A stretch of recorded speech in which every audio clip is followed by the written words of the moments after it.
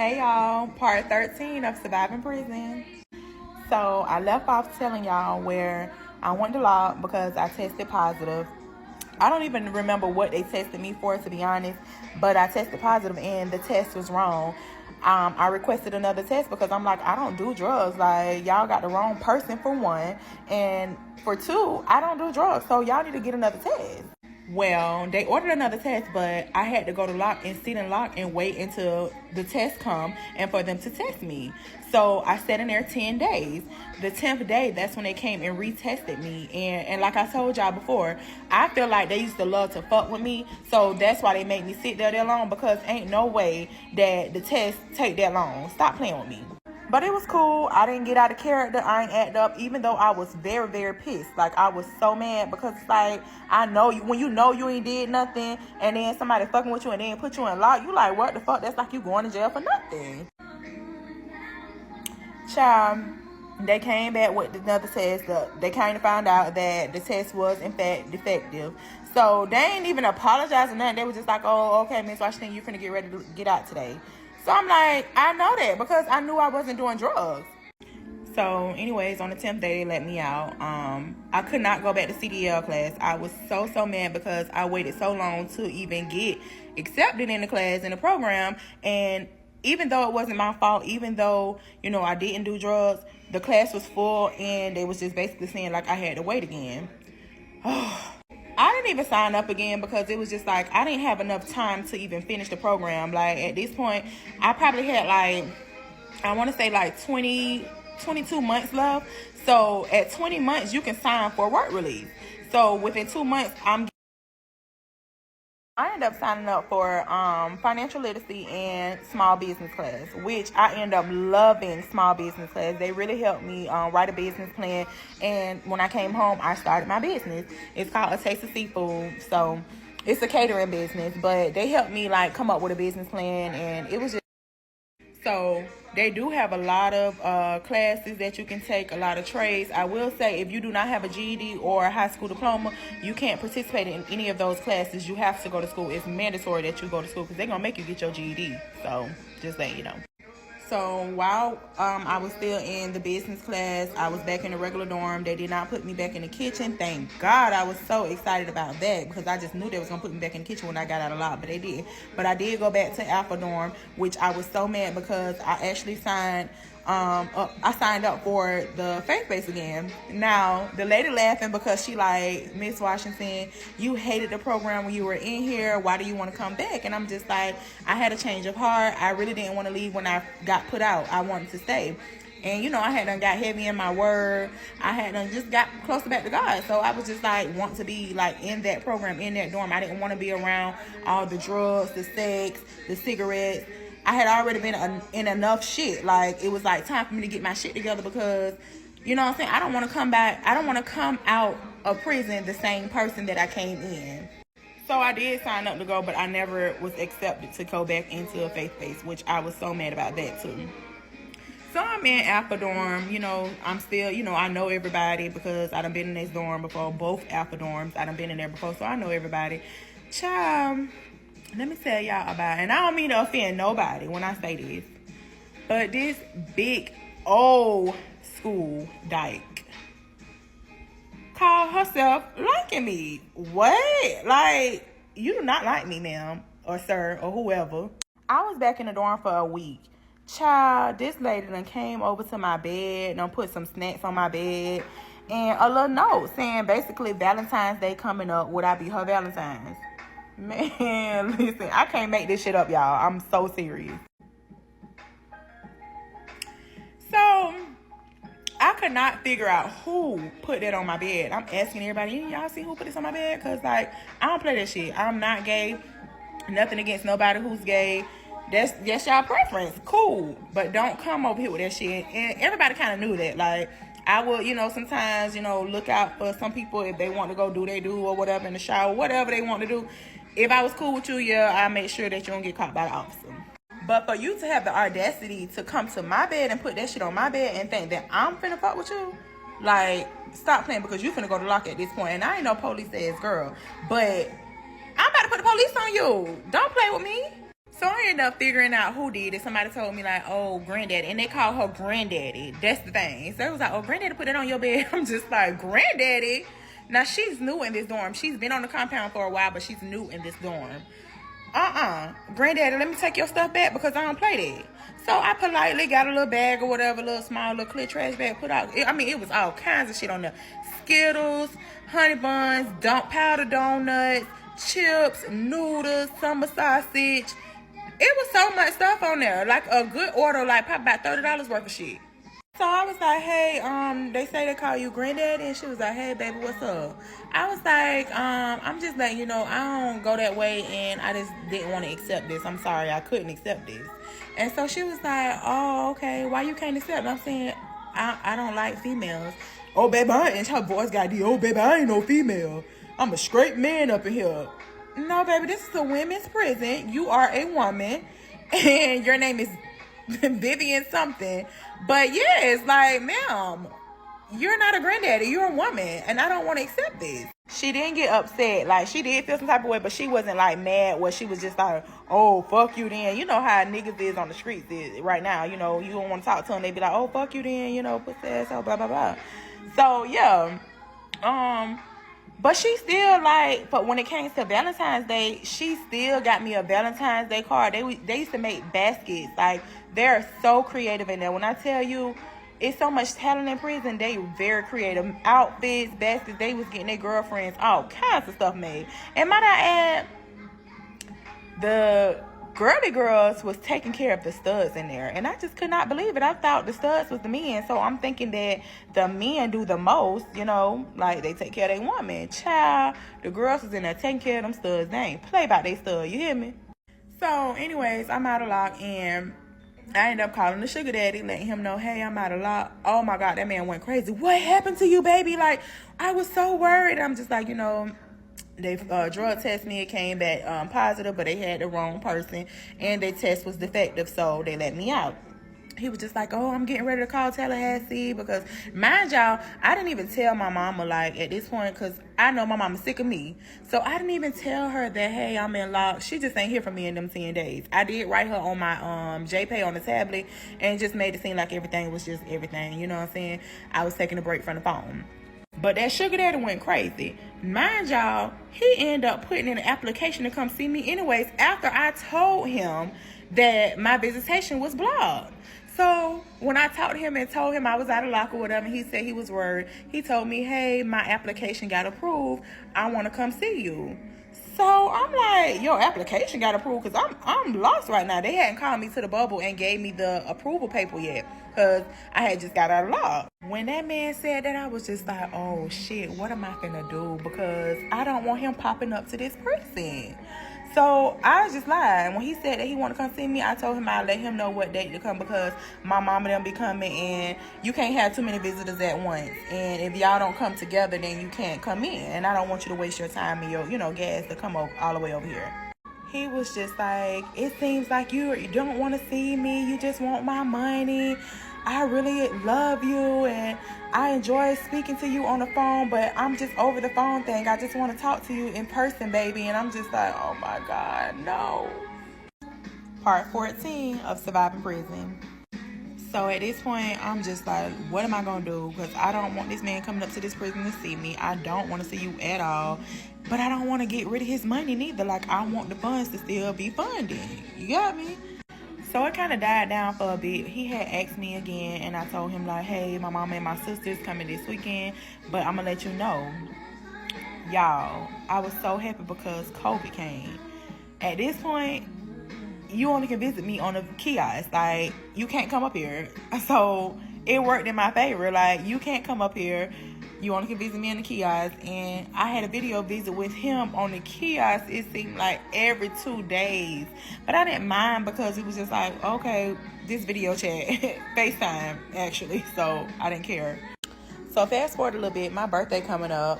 And I was getting ready to turn 30. So a lot of people got together and they threw me a dirty 30 birthday party. When I tell y'all, even the officers was in on it.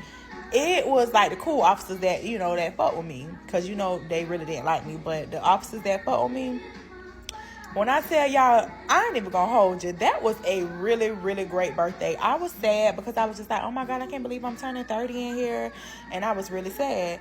Child, they had made me a cake. They had food. They had a cooler full of drink, like Hunch Punch.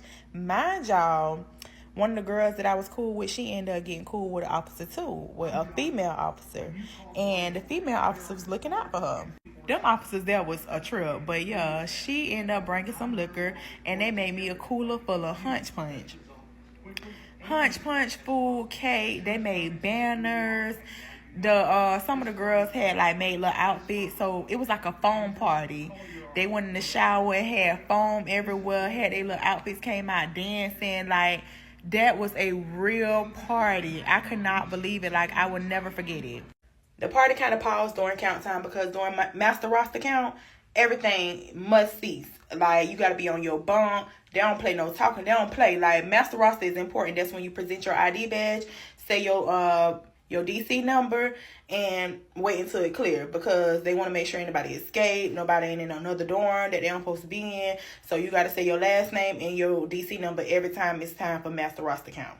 So after master roster cleared, there was like 10, 15 or whatever, and of course somebody had to hate the people that didn't get invited, because of course I don't mess with everybody. So if you don't really mess with me and I don't mess with you, why would you even want to get an invite to the party? So it was a couple people that was salty because they didn't get an invite. But the food that was made, that was left over, I did try to, say, hey, if anybody wants some food, y'all free to it. But y'all just wasn't invited to, like, the festivities, the games, the music, like, the cake and stuff like that. Child, it was somebody went up there to the bubble telling people, talking about, oh, they can't sleep, they about to write a grievance. Then officer was like, it's going to be like 30 more minutes or whatever. The officer didn't want to get rolled up, even though she was trying to be like, hey, 30 more minutes, y'all, 30 more minutes. The girl kept saying, oh, I'm finna write a grievance, because she hated me so bad. So the party ended. But when I tell y'all, that was the best 30th birthday I could have asked for in a prison. Like, it was so sweet. So a month later, I was on a call out for work release. Like, oh my God, I was so excited. Like, I didn't go to work release within a month, but I was on a call out to go sign for work release. So you get to sign when you're like 19 months or so. 18, something like that. But I was able to sign for work release, so you get to choose 3 facilities that you want to go to. I'm from Jacksonville, so of course my first choice was Orlando, because that was the closest one to my house. I chose Orlando, Tampa, and then I think Miami. Miami was last because I didn't want to go too far. It wasn't one in Jacksonville, which I was so mad, because I'm just like, damn, like, they'll really be sweet if I be able to go to work release in Jacksonville, but they didn't have one. They got men, but not women. So, fast forward a little bit, they knocked on my bunk. I had already cleaned up my locker, because I don't know, something in my spirit kept saying, how you finna leave this week, you gonna leave this week. And so you don't really want to take nothing with you that you have in prison to work release, because mind you, you're going to the free world. So that's what we say, the free world. You going to the free world, you finna have all this stuff, leave it to somebody who might need it. So I left it to the other girl, Sierra, that got me kind of cased up with her mess. I left it to her, this girl named Faith, and a couple other people. When I tell you, when they knocked on my bunk to leave to go to work release, them girls got up, and baby, they was ready to bombard their locker, because they already knew, like, I had 2 lockers full of shit.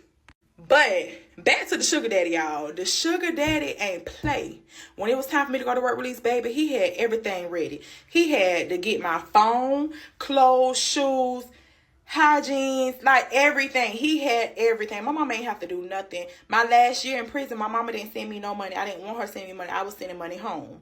So everything was good with the sugar daddy. So he thinking that, oh, you want to work release, so he really finna try to come see me. Now, mind y'all, he was from like Texas or something, somewhere in Texas. I can't remember exactly where, but he was from Texas. So I'm in Florida. He was ready to get ready to catch his flight, because he like, oh, which work release you going to? Mind you, everything is public records. When you in prison, whenever you move, whatever prison you go to, it's public records. So I didn't really want to lie, because I already knew he was going to look me up. So I had to end up going to Tampa, my second choice.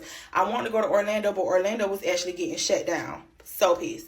So I'm like, I'm going to Tampa or whatever. He was like, oh, when can you have visitation? I was just like, I don't know. I mean, I got to go to orientation. I got to get there first. I don't know when I will have visitation. So he was like, the first time you have visitation, please let me know. I'm going to be on the first flight or whatever. So I'm just like, yeah. But hey, did you do this? Do you do that? Did you do that? You know what I'm saying? Making sure he got all my shit in order. But that man said, hey, you don't got to worry about that. Your box has been ready. So all I need the address is to where I got to ship it to. I'm just like, address? Like, oh my God. Like, ugh. He just want to come see me. But anyways, he ended up shipping it. So when you get ready to go to work release, you have to go back through the reception center, FWRC.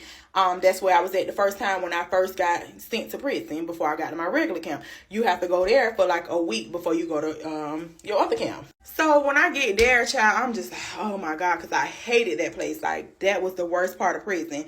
But it wasn't that bad when I got back because I already knew the ropes. You know what I'm saying? I didn't know the ropes when I first got there. So it was okay. When I tell you when I got there, people was bombarding me like, hey, what you got for sale? You got soap, you got conditioner, you got shampoo. What you got? Like, I'm like, hold it, selector. But no, I didn't have anything for sale because I had already done gave all my stuff away. And I didn't even know. I was so mad because had I known that I had to go back through that, I would have kept my stuff, or some of it at least, because I had to stay there for a week. So, child, I'm there for a week. Now, mind you, when you go to work release, your account freezes. Like, you can't spend none of your money. Y'all, I'm there. Got to eat this prison food. Ain't got no kind of, like, I got hygiene, but not enough where it's going to last me for a week. So, I'm over there barring stuff. Now, I got to get the girl number, her prison number, because I got to have the sugar daddy put some money on her account because I need stuff for this week. Of course, anything I said, he did, so it wasn't a problem. He did put like I think he put like $150 on her books. I gave the girl $50, and I got $100 worth of stuff. Couldn't even take the $100 worth of stuff with me, but I still did it because I just wanted it. Child, now I ain't gambled the whole prison sentence. I get over there and start gambling, playing spades. When I tell you, here you go, I'm like, I ain't fucking up my work release. Like, they ain't finna send me back to prison. The girl lose spades, child. And she ready to fight. I'm like, this a game. Like, it's a game, but I guess when you playing for money, they get serious. I ain't had no business gambling anyways because why are you gambling, girl? You finna go to work release. Like, leave this prison shit alone. Oh, my God. Now she want to fight me. Child, when I tell y'all, she probably thought I was scary, but I ain't give a fuck if she thought I was scary or not, because I was not messing up my work release. I was not getting sent back to prison. I was like, baby, ain't that serious? Like, what you want? You can have this, you can have that. Like, what you want? Because, mind you, I'm not going back to prison. So I was just like, you can have it all, baby. I ain't trying to fight you. You got it. I was mad inside. I was boiling inside because, bitch, I'm not scary, but I'm going to be scared today because I'm not going back to prison. Part 15 of surviving prison. So this video is not going to be long at all. I'm just going to give y'all a little bit more insight. I'm getting ready to go wash my hair and get ready for bed. So I was at FWRC, the reception center, when you first come in. I had them played spades, beat the girl ass about 2 times or whatever. And she was upset and a sore loser. Ready to fight because she ain't really want to pay her coins. So I'm just like, hey, you ain't got to pay me nothing. Actually, you can have this, you can have that. Like, you can have my shit because I'm not trying to get in no fight, y'all. Like, I really want to go to work release. Like, I've been waiting for a long time. My sentence coming to an end at this point. I got like 17 months. No, I didn't even have 17. I think I had like 15 months left, actually. So I'm getting ready to go to work release. You can have this shit. So she was like, oh, I don't want your shit. But you try me, you cheating. Cheating? How I'm cheating? Because I beat your ass. I'm cheating. I beat your ass twice. And I cheated both times. Might I add, child, when people know you getting ready to go to work release or getting ready to get released, they start shit anyways. They be wanting to fight. They be wanting to, you know what I'm saying, get into it with you because they know, like, you finna get ready to go and that's gonna stop your time or you gonna have to stay. And she probably had some more time left or whatever, but I don't know because I didn't really get into her business like that. Y'all, I did have my sister look people up, though, because them people used to be lying about what they was in there for. But, yeah. So somebody came in and intercepted the confusion or whatever and had to kind of like, you know, broke it up like, hey, y'all don't do that. It's just a game or whatever. She offered to give you such and such. And she said you ain't got to pay her. So just, you know, let that shit die down. She's another dyke. So now you like, oh, okay, I'm cool. I'm straight or whatever. You don't want to fight. But now you trying to holler. Oh, my God. Like, how you want to try to fight me and then holler at me? Make it make sense. So at this point, I'm kind of like, damn, is she gonna want to fight me if I tell her like I ain't on that gay shit? Like I don't go that way. But I had to let her know. I had to shoot her down nicely. And I was like, you straight. Now, y'all, I'm trying to be nice because this is not me. Like, I really want to, like, go in. But I'm, like, trying to go to work release. So I'm like, hey, you know, you straight or whatever. It was a misunderstanding or whatever. But I didn't cheat. You know, I'm being nice. Put my soft girl voice on and shit. But I'm just like, ugh. In the inside, I'm burning up again. But I told her, I was just like, I don't go that way or whatever. She was like, what way? What way you talking about? I'm like, I don't go that way. Like, I don't go with girls. She had the nerves to say, oh, could have fooled me. Look like you love to lick pussy. I said, I do. Oh, my God. Does I look like that in person, or do my ID badge look like that? She said, nah, you look like you suck a mean clit. Oh, my God. I was so offended. Like, I was really offended because, like, I've never done that. I would never try it. Like, so I was just like, I laughed it off and I was just like, no, I don't do that. She goes to say, well, it's the first time for everything. Shit, you know, some of these girls ain't never been gay, but I done turned a couple of them out. Oh my God. So I'm like, nah, I'm steady saying nah, but I'm laughing too because, like, I really don't want her to, like, get upset, like, because I can't lose my work release. But now I'm finna get mad because, like, bitch, stop trying me. I don't lick pussy. I never suck clit. None of that. Like, I don't do that. And I'm tired of saying it. So I was like, again, like, I was like, nah, watch out, man. Like, I don't do that for real. Like, I was like, I got an old man. Like, I don't do that. I was just like, I'm strictly dickly. She eventually left me alone or whatever. And she was just like, oh, okay. You know, she was like, you know, trying to be cool with me, like, friendly. But I don't even want to be friendly with you because I don't even want you to get the wrong idea and think that you can turn me out because it ain't that. Luckily, like, I'm counting down the days because I'm like, oh my God, I got like I think I had like 3 more days left. Like, oh my God, like, I got to get the fuck out of here. So that Wednesday came, I end up, you know, they're knocking on my bunk, telling me to pack it up. I had nothing to pack up, baby. Like, I'm ready. I'm going with this, just this. I don't need nothing to pack up. Besides my paperwork, I don't have anything to pack up. I left the girls everything else I had that I hadn't got the canteen for that week and let that be it. I was so ready to get on that goddamn bus. So I ended up going to, like I said, Tampa. It was Clearwater. And it was a really big facility or whatever. I got there. We had to go through orientation. The first thing I wanted was my cell phone. I'm like, hey, did my box come? Like, the lady like, hey, pipe down, hold up. See, that's where y'all mess up. She was a mean lady, too. It was a mean old black lady that ran that work release or whatever. So she was like, that's where y'all mess up at. Y'all first get here, y'all thinking y'all finna use the phone. You gonna use the phone, but you ain't gonna use no cell phone. You gonna use the office phone to let your people know that you're here. That's it. I'm like, rare. Like, okay, calm down. But seriously, like, she was doing too much. So I ended up calling my mama. She was so excited. She was like, oh, you made it. I'm so happy. I looked on this website. It's saying you in transit, but it won't tell you where you at. Mind you, when you are moving, it doesn't tell you where you at. It say you in transit, but it don't say where because it's a breach of security if they say, like, where you, because, you know, your people can break you out or whatever. But I was at work release and I was so happy. So I finally had to made it, y'all. Y'all ready for part 16 or not? Here's part 16 of Surviving Prison. So I had to made it to work release. Yay! So yeah, like I said, I was in Tampa, Clearwater or whatever. So I was there for about a week and a half before I could leave the facility to go look for a job. Now, we had ankle monitors on. Oh my God. The worst. The ankle monitors was so huge. They were so big. I never had been on house arrest or nothing like that. So I'm scared. I'm like, oh my God, am I going to be able to get in the shower with this shit on? Like, is it going to electrocute me? Like, I was just so stupid and scared. But I was like, fuck that shit. Like, I'm on a free world. Like, I was excited. So you in a room with like 5 other people because it's like 6 to a room, each room. So once I got my paperwork done, signed up or whatever, my box hat done came. So I had my cell phone, cute little clothes or whatever, shoes, just makeup, free wear makeup, perfumes, just everything I asked for. The sugar daddy had it in there. So I'm getting ready to go on my first outing, which was the DMV. So it was a group of us that we had to go to the DMV. Now, mind you, when you're getting ready to go to stuff like this, like the DMV, if you're not going to work, if you're going to like something important like the Social Security office or DMV, something like that, you go in groups. And when you leave together, you come back together. So here go the first bullshit. We get to the DMV and it's like 5 of us. And one of the girls decide that she want to call her boyfriend or whoever the dude was that she was talking to up there or whatever to come pick her up. Already ready to get in some shit. So I mind my business. I ain't got nothing to do with that. You know what I'm saying? If she get picked up, that's her.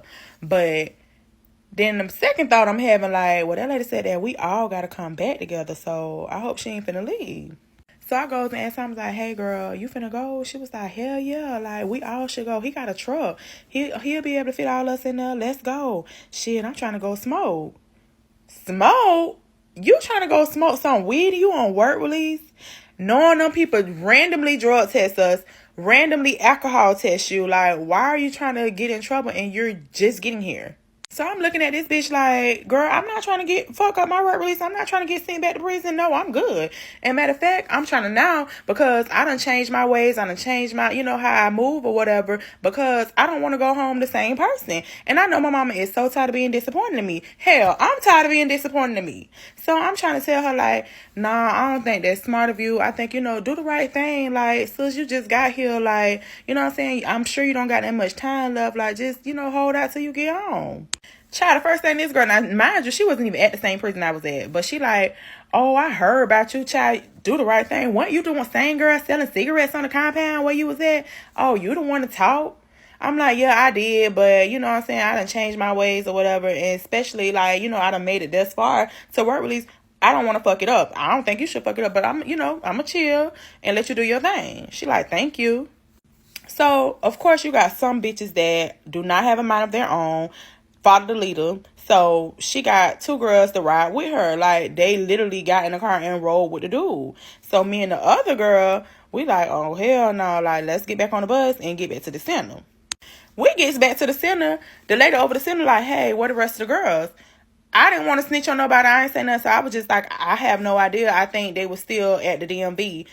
Once me and her was done, we got on the bus and we left. And she like, they still at the DMV. I thought I told everybody to make sure they come back together. And I was like, well, they was out of sight. I didn't see them. So I didn't want to be late coming back because we were on the time frame. So I was like, I didn't want to be late coming back and get in trouble. So I just, once I was finished and she was finished and I didn't see the rest of them, I just came back. So I've ripped the lady like, oh, something don't seem right. Oh, something. I'm just like I said, I didn't see them. So I just came back. Mind you, these girls so fucking dumb. We are on an ankle monitor. So, therefore, you can be tracked. Duh. When I say they so dumb. So, she ended up pulling up the records or whatever, tracking them down or whatever. And she seen that they were moving. They were moving in a car because a bus, and I'll tell you, a bus ain't going 60 to 70 miles per hour. They just not doing that. So, your dumb ass should have told the dude, if you were going to sneak and do that, you should have told the dude to drive like 40 miles per hour like a city bus would do. Got me? Because mind y'all, we can't get in any kind of cars. Like, we can't get in an Uber, taxi, or nothing besides the city bus. You can't have nobody pick you up, none of that. Or you violate. And it was so crazy because I think I was like 31.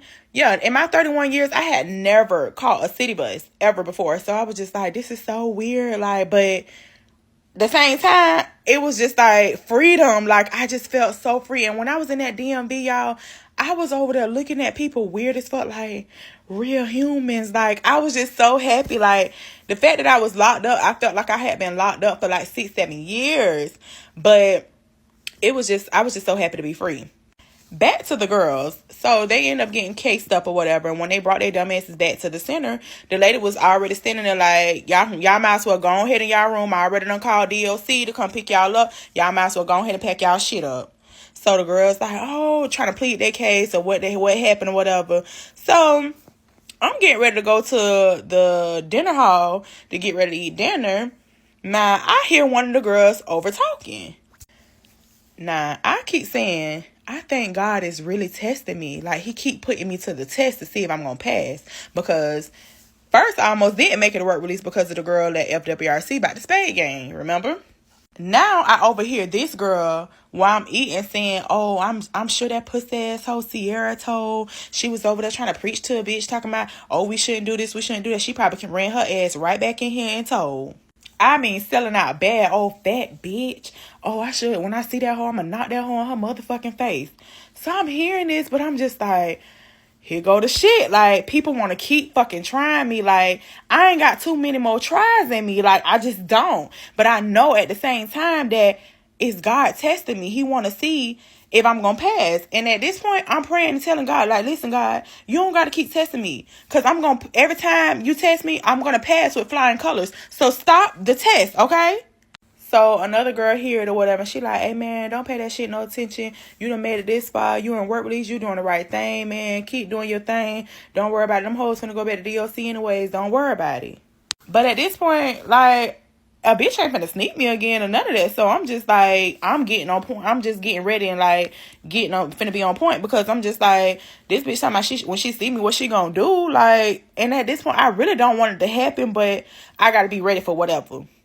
But you know, it's always the loudest in the room be the scariest in the room. Child, I want to dump my little trash and whatever, and I walk right past the girl. Do you know the girl ain't say nothing like, pussy asshole, you told on us, or what's up? I mean, nothing. Silent.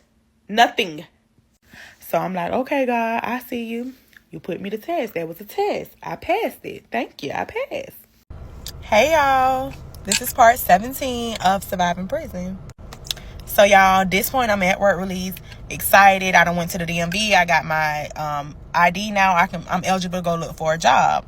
So, being at work release, you kind of got to find a job quickly.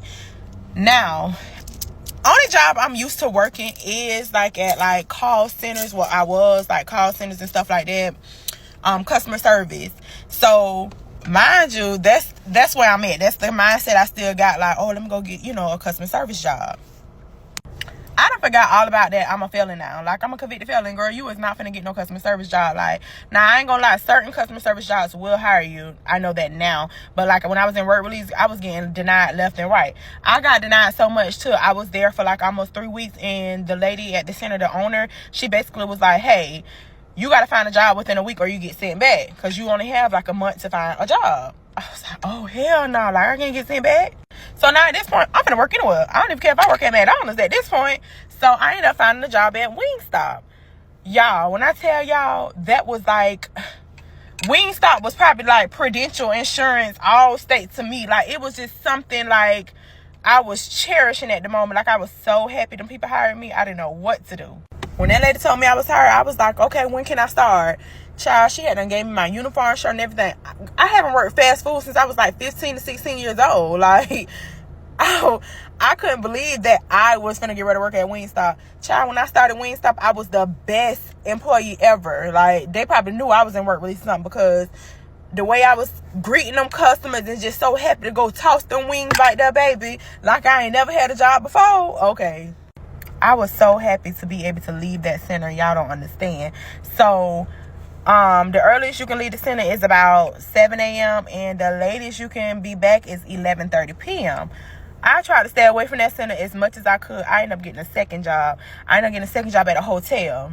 Child, I used to leave early in the morning, 7 a.m., and I used to come back at 11:30 p.m. So I would leave, go to the hotel from 7 to 3. After the hotel, I would leave at the hotel. I would get to Wingstop at maybe 3:30, 4, something like that to close, which is 11:30 for me. Child, I was hustling hard. Like, I was just so happy to be in the free world to, like, I had to get 2 jobs because I never want to be at the center. I was working. Now, I didn't work at the hotel that long. They end up not firing me, but just letting me go because they had too many people. And so when they had too many people, they had to let the last person go, which was me. And plus, I didn't care for the job, but I did it because I was just like, I want to be away from the center. But being a housekeeper, that was not for me at all, okay? Hell, neither was the fast food, but it was better than being a housekeeper. At least I got to see more people, interact and stuff like that. I was meeting people. I met this guy that I'm still cool with or whatever. He was from Clearwater or whatever. I'm still cool with him now to this day. So I met some good people while I was working at Wingstop. So I would go to work every day, come back or whatever. I hated on my days off. Like, I was telling the people I want to work every day. They used to be like, well, you have to get some days off. We can't put you on the schedule every day. But I want to work every single day because I want to leave the center. Child, on the days that I was at the center, I just chilled around the center or whatever. But it was nothing to do. Like, a lot of people went to work, so it was like, you know, it's kind of boring. But you still get visitation when you're in work release. You get visitation, people get to still send you money, and you get more money there than you did at the prison. So y'all, this is when the sugar daddy, like, he kind of came in handy a little bit, because you get furloughs. Now, you do have to be there at least 3 months before you can get your first furlough. Now, the sugar daddy hadn't signed up or whatever to be like my designated driver or whatever for this particular furlough. He did have to get approved and whatever. But, child, y'all think I was embarrassed for him to come to that prison? Child, when it came to work release, I wasn't embarrassed at all. He signed that furlough, baby. We went shopping. He took me to the mall. We went out to eat. Like, you have like a certain amount of hours. Your first furlough is like 4.5 hours or so, and it progresses as, you know, as the months go by. So it's like 4 hours, 6 hours, 8 hours. And you got to have your phone on you at all times. They got to have the person that's picking you up phone number, so they will call both phones, like, to see, actually make sure that you're at the place that you say you're going to be at. Child, you couldn't tell me nothing with that old white man, baby. I thought that was my man for real. Taking me shopping, we going out to eat, you know what I'm saying? Just living my regular life. Like, baby, you couldn't tell me nothing, okay? And honestly, you couldn't tell him nothing either. He really thought I was his lady. Like, he was, like, ready to show me off, like, calling his, like, homeboys, I guess that's what you can call it, and was just like, hey, yeah, I'm with my girl. I'm getting ready to take her shopping and blah, blah, blah, blah, blah. I didn't mind. I was so happy because spend your coin. Yeah, do that. I'm your girl. So it wasn't until this one point where he wanted to marry me. Like, he thought I was going to marry him. He wanted me to get out of prison and marry him. And when I told him no, like, I wasn't ready for marriage, he was like, what are we dating for then? I'm only dating for marriage. Like, if you're not ready to marry, then we're going to have to cut this off. So, like, I'm like, oh, my God, like, I don't want to cut it off. Like, the money was too good. He's spoiling me. You know what I'm saying? I need all this right now. But I'm not going to lie. I did have to end up ending things with him because he was getting way too serious. And I just felt like this was going to be some type of lifetime movie ending or something like that. And sometimes when you play with people too long, you end up getting hurt. And I didn't want him to, like, you know, really look me up, because stuff be public records. And I didn't want him to look me up and end up finding out, like, when I did get out, I didn't want him to find out, like, my address or, you know, any of that, because I had already lied to him. I told him I was from Orlando. So I didn't want him to look me up and then, you know, try to come harm me or anything. So my greed had to just, like, suffer because I didn't want to get hurt.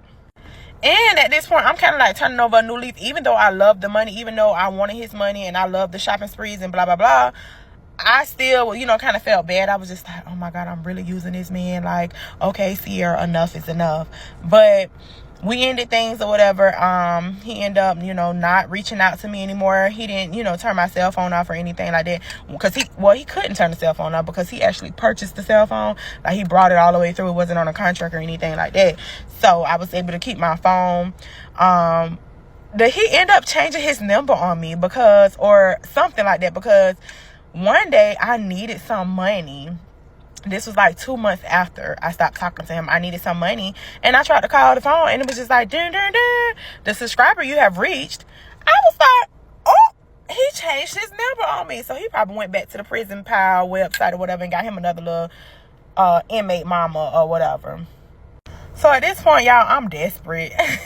Why? I don't know, because I had money. Like, I was just being greedy. So I reached back out to the other sugar daddy, and I let him know, like, hey, I'm in work release or whatever, you know, what can you send me? Wrong idea, because now he want to get back close, like, oh, I miss you, baby, or whatever, and still trying to send $75 and $100. Don't nickel and dime me, baby. I'm in the real world now. I need real money, real coins. Like, what's up? He couldn't send no real coin because he said he had a lot of shit going on. So I politely blocked him and did not speak to him again. The real tea is, once, you know, I had my phone or whatever, I used to be sneaking on social media while I was at work and stuff. So once I get on Facebook, y'all, Mr. Eggplant finds out that I'm in work release. Like, he see I'm on social media, so he like, reach out like, oh, what's up? Like, oh, you out? And I'm like, no, I'm in work release or whatever, what's up? And so he like, oh, like, hit me up, here's my number, blah, blah, blah. Child, I don't know why I hit that man up. I had no business talking to him because, mind y'all, he was married. So I had no business reaching back out. But I did. Part 18 of Surviving Prison. So like I said, I had no business hitting Eggplant up. But I did. Against my better judgment, I did. But the first thing I did when I hit him up, I'm like, what's up? Like, why you want to fuck with me now? I didn't hear from you my whole sentence. Like, what's up? You ain't add me on JPay. You ain't put no money on your phone. You didn't even send me $1. And now that I'm out, you want to fuck with me? Nah. So he like, oh, let me explain. I'm like, okay, I'm listening. Because you ain't saying nothing. For real. So he basically like, all that was a shock to him. He didn't know what to do. He didn't know that I was scamming. He didn't know, what I was into. So he was just like, kind of confused. So I'm just like, you were confused. Okay, yeah, I didn't tell you what was going on. Cool. But you ain't tell me what the fuck was going on either. You didn't tell me that you were married. You told me you were single. You started living with me. Like, how were you married? I just want to know that. Like, please explain this marriage shit before we even go into why you wasn't there for me. I just need to know the marriage. Like, what was going on? He went into saying, I had them fell in love with you. I was scared to lose you. I knew that if I told you I was married, you wouldn't fuck with me, because we had a conversation before where I asked you, have you ever talked to a married man? You told me no, and that you would never talk to one. So I was scared to lose you. For me, that still didn't sit well with me. It wasn't valid enough for me.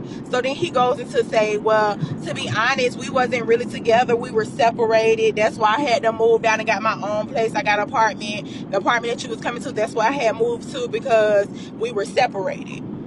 But I still deserve to know that you were separated, that you were married, in a marriage, finna get ready to leave your marriage, whatever. I deserve to know that. Then he went on to say that once I had done left or whatever, she pressured him to get back into their marriage, for them to start over, blah, blah, blah. So that's why, he did try to make it work, being that I was gone and he didn't know what was going to be the outcome with me. I'm pretty sure you checked the website. You knew what was going on. You knew the outcome. I even wrote you a letter and you never responded to that. But what's killing me the most is you're trying to fuck with me now. Like, don't fuck with me when I'm free. When I needed you, you wasn't there for me. So basically, he just was begging me and was asking, like, what can he do to make it up? Y'all know me. Even though I wasn't into him, like, it ain't really nothing you gonna be able to do to make it up to me. But I ain't telling him that. I'm just like, well, we gonna see. I'm gonna see. I took a week or whatever to kind of like get back to him. But you know what you can do. Send the funds. So he ended up sending me a little couple coins or whatever. It wasn't that major. He wanted to come see me. Now, mind y'all, I didn't want him to come see me, because at this point, I wasn't fucking with him, but I knew that if I saw him, I didn't have enough self-control. And I didn't want to get sent back, because we probably would have fucked. So I already knew, what was going on, because to be honest, now that I think about it, that relationship was all about sex. Like, it wasn't nothing, like, we wasn't compatible with nothing else besides sex. So, of course, I didn't allow him to come see me, because I wasn't trying to go down that road. Fast forward, moving along, work release going good or whatever. Christmas time coming up at this point. It's December. Now, my release date was February. It was supposed to be February. I did not get out February. So, just wanted y'all to clock that T. So, like I said, fast forward. I goes to work one day. It's around Christmas time. You know what I'm saying? I'm missing home, missing family or whatever. My cousin ended up coming in town, and she came to my job to see me. That is against the rules. I was going to say the law, but that's against the rules. So, what I was going to say? I'm sorry. So, she wasn't supposed to, but she did, and we ended up, she came up there to chill with me. We ended up drinking and stuff like that, and it was cool. She ended up leaving. Now, I had met another guy, that I told y'all earlier that, I met him at Wingstop. We still cool or whatever. We wasn't like that, like, oh, I want to fuck with you or nothing like that. He was just cool, platonic. He had done brought some Hennessy up there, whatever. We drinking. Having a good time, vibed out. Y'all, I knew that they wasn't gonna drug test me or whatever. And alcohol don't stay in your system, but what, 24 to 36 hours, something like that. It's not like drugs, like weed or anything. So I was cool on, you know, having me a couple drinks or whatever. And I didn't get too messed up where I had to go back in the center and I'm slugged or like, you know, my breath smelling like liquor and stuff like that. I didn't get that messed up. But I did tell y'all, usually I delete everything out my phone, like everything. I don't keep nothing in my phone, but I think the liquor won, y'all. So before I went to bed, you know, I did put my phone in the locker. When I tell y'all, the next morning, the whole facility, it was the day after Christmas, they like, phone check, phone check, phone check. I'm not thinking nothing of it like, oh, I need to, you know, hurry up and grab my phone, because at this point it was in my locker where it was supposed to be at. Not only was it just in my locker, I didn't delete my messages, y'all. So I got messages in there from my cousin saying she was so happy to see me. She pulled up on me, blah, blah, blah. Then I got messages in there from the fucking nigga, like saying, like, that was what's up. Like, I had a good time with you last night. Your ass went used to drinking. You ain't had a drinking so long. Your ass was finna get fucked up, blah, blah. When we gonna be able to drink again? Oh my God. Why didn't I delete these messages, y'all? Why didn't I delete these messages? So they did the phone check. The messages were still there. So I'm just like, oh shit. Like, once they had done called me to the bubble, basically, they had done called me. They let everybody go back to their rooms. They released phones. And I'm just like, damn, I didn't get my phone back. Child, they done called me up there and they basically like questioning me about the messages. Like, so you been drinking? Why is there messages in there saying they enjoyed you? Why are you having people pull up to your job to meet you, family or not? Why is people coming up to your job? So I'm like, oh shit, I'm busted. Like, what am I finna do? I lied to the bus stop. I don't know what that was about. My cousin did come up there or whatever because she was in town, but she just stopped to the wing stop. I couldn't stop her from pulling up. You know what I'm saying? She came up there and got something to eat. Now, how the fuck I'm finna get out of this shit with the dude about the liquor? So I just said, I don't know what he's talking about, basically. Like, he lying. I ain't never had no liquor. I ain't drink. So they kept saying, if we give you an alcohol test right now, you gonna pass it. So I'm just like, yeah, I'm a pass. Like, I was for sure like, I'm a pass. Child, the lady just kept saying, I don't believe you. You're lying. You're lying. You finna get sent back. Tell me the truth. So I'm still lying or whatever. But then once I kind of like figured that she was gonna send me back anyways, I wasn't finna tell on myself. I wasn't finna tell the truth. So I just stayed lying, and I was just like, listen, ma'am, I did not have anything to drink. I don't know what that text message was about, but I didn't have anything to drink. And they didn't even fucking not drug test me. They didn't even alcohol test me. I was so mad because I just wanted them to alcohol test me because I knew like the shit was out of my system by then. I didn't even have that much, so I knew it wasn't gonna come up. Child, the lady done called DOC. She like, first she act like she was gonna give me a chance. She told me to go back in my room or whatever. I wasn't getting my phone back. So she kept my phone for 2 days or whatever, and I'm thinking I'm safe, y'all. Child, after them 2 days, she had done told me, hey, call me to the office. I hate this for you. I'm so disappointed. I thought you was gonna make it. I'm gonna have to call DOC, and you gonna have to pack your stuff, and you finna have to go back to prison. Y'all, I literally was begging this lady. I'm crying like, please don't do this. I'm too close to the finish line. Like, it's December. I get out in February. Baby, DOC was on the way to come pick me up. Part 19 of Surviving Prison. So if you're keeping up, then you know on part 18 I left y'all off with letting y'all know that I got sent back from work release. I know. Y'all disappointed? I was disappointed too. So I got sent back from work release because they took my phone. Well, they took everybody's phone. And they went through our messages and stuff. And I had a message from someone letting them know, like, well, letting me know that he was like, he had a good time and we was drinking or whatever. It was the day after Christmas. Everybody know that's against the rules. So I was sent back. DOC came to pick me up later on that night. I ended up having to go to a prison that was closer to the work release center. So I did not go back to Gaston, which they call the Cupcake Camp. I didn't go back to the private prison. I end up going back to a DOC prison, which is Hernando. And they tried to make it seem like that prison was a faith-based prison. It was not.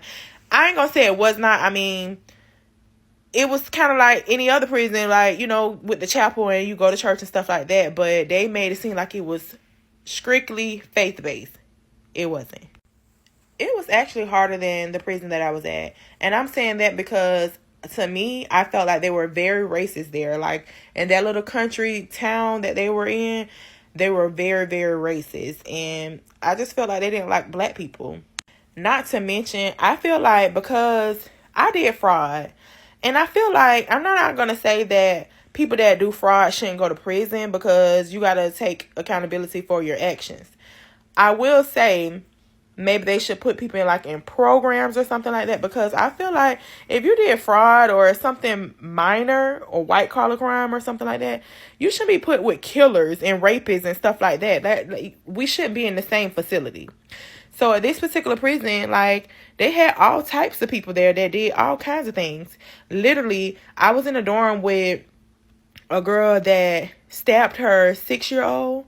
She stabbed her 6-year-old 12 times. And by the grace of God, the little girl survived, and she was able to get on the stand and talk and tell what happened to her. And the girl ended up getting like 23 years or something like that for a manslaughter or something like that. I can't really remember, but she was at Lowell. But when your time get under 15 years, so the prison that I was at, once your time is 15 years and under, you're eligible to be at a different prison. So she was there. But like I told y'all, I had my sister look up a lot of people. She lied and said that she was in there for something else, like driving while under the influence, and something happened or something. I don't know. But anyways, I ended up getting her name because I actually kind of got liked her or whatever. Like, she was cool. She was very spiritual. Like, she was into her word a lot, I would say. And people do change or whatever, but, and I'm not here to judge nobody, but it just seemed like for a crime like that, I don't know. I don't know. I know God forgives, and ain't no sin bigger than the next sin, but that was just a bit much for me. So I, was not getting close to her because I didn't have much time left anyways, but I wasn't getting closer to her. But it was just like, okay, I kind of like her. Like, she was, kind of like, talking to me every day, and her bunk was by mine. So I got her name and her DC number, and I had my sister look her up. And when my sister told me what she was in there for, and she was like, oh, it was big in the, I think she was in Orlando or something like that. That case was big. I was like, oh, no. And I know I probably had no room to judge nobody, but I was like, oh, no. I don't want to talk to her. I don't have no conversations for her no more. I mean, then you had somebody in there that they allowed their boyfriend. I ain't gonna say allowed, because maybe, people be in abusive relationships all the time. So maybe she was in an abusive relationship or whatever with the guy, but her boyfriend basically killed her infant child, and she buried the child. Like, she buried the little girl in their backyard. Like, it was some crazy stuff in there. Like, I'm not making this up. And it was just like, oh my God, like, why would they put me at this kind of prison with these kind of people? I don't deserve this. So moving backwards a little bit. So once I got sent back or whatever, I did have to go to DR hearing the next day. Which, they wrote me up or whatever for quote unquote drinking or whatever. So that did take 20 days from me. So now, it actually took a little more than that, because they said I was supposed to get 20 days taken, but I didn't get my game time for 2 months. So when I got sent back, it was like December 28th. I was supposed to get out February 6th. It had on paper, it pushed my date back into like April or something like that. So of course I'm really upset. Now, y'all, I didn't tell my mama when I first left. She didn't know I was leaving or whatever, because I was too embarrassed. I was just like, I'm so tired of disappointing this lady. I know she about sick of me. Like, I don't know. I don't want to tell her. So I waited like 3 days while I was there. And when I called her, at first she didn't answer. So I called her back later on that night, and she answered, and I can hear it in her voice. Like, she was just so upset and disappointed. And she was like, yeah, Sierra.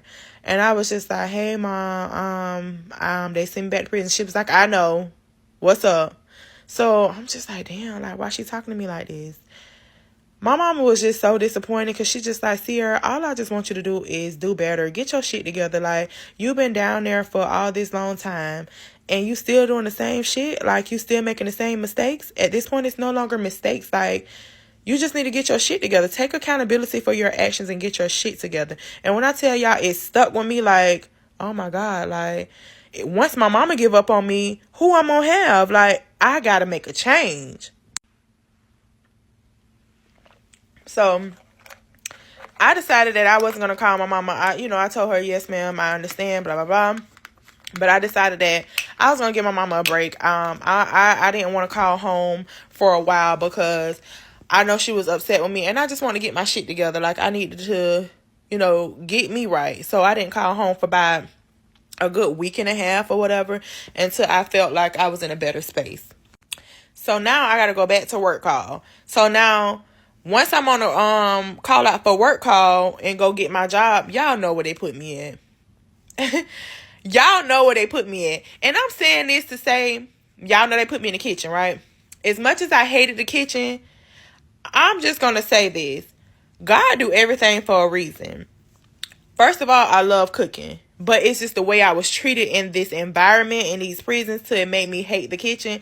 But God did exactly what he was supposed to do. He kept putting me in that kitchen because that's my destiny. Like, I'm supposed to be cooking.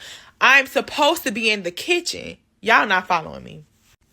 Pause on the story real quick. And I'm saying this because I'm a merchant seaman. And as a merchant seaman, I cook on the ships. Had I not went to prison, y'all, I would have never chose this type of job, this type of career.